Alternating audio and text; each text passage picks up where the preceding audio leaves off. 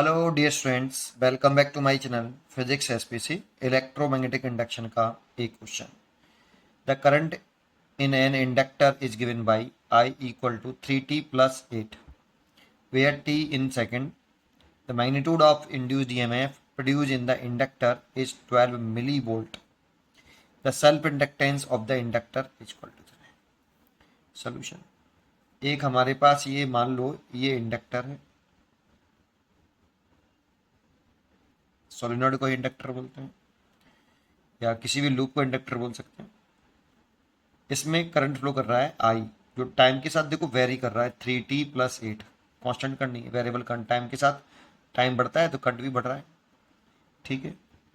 और magnitude of induced EMF, देखो जब टाइम बढ़ेगा तो करंट बढ़ेगा। करंट बढ़ रहा है तो इंड्यूस्ड ईएमएफ कॉइल में इस तरह से डेवलप होगा, वो करंट के बढ़ने का अपोज करेगा, कुछ इस तरीके से।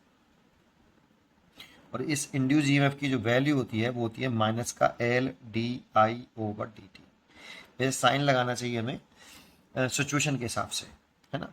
मैग्नीट्यूड लिखें तो मैग्नीट्यूड जो है, अगर मैग्नीट्यूड लिखूं ई का मैग्नीट्यूड तो जो है वो इतना हुआ LdI/dt।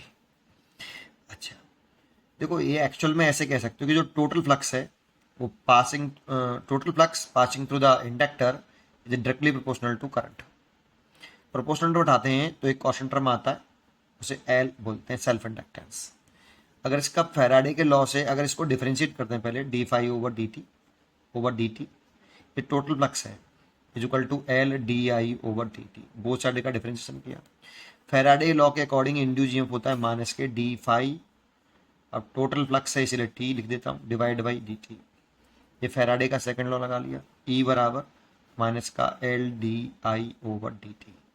हमें यही करना है बस। यहाँ पर अगर मैग्नीट्यूड को देख रहे हैं ओनली, नेगेटिव साइन इंडिकेट कर रहा है कि कौन सा हायर पोटेंशियल है और कौन सा लोअर पोटेंशियल है। दैट मीन्स इंड्यूस ईएमएफ की डायरेक्शन को बताता है। तो देखो अगर हमें आई रखा है तो यहाँ से डिफरेंशिएट कर लें विद रेस्पेक्ट टू टी, तो इसको डिफरेंशिएट करें तो टी का 1 हो जाएगा और 8 का कॉन्स्टेंट टर्म है तो 0 हो जाएगा, तो 3 हो गया। और यहाँ से अगर केवल इसका मैग्नीट्यूड निकालें तो LdI/dt हो गया कितना, 3। ये निकाल लिया हमने यहाँ से। और इंड्यूस्ड ईएमएफ दे रखा है 12 मिली वोल्ट दे रखा है, तो 12 इंटू 10⁻³ वोल्ट।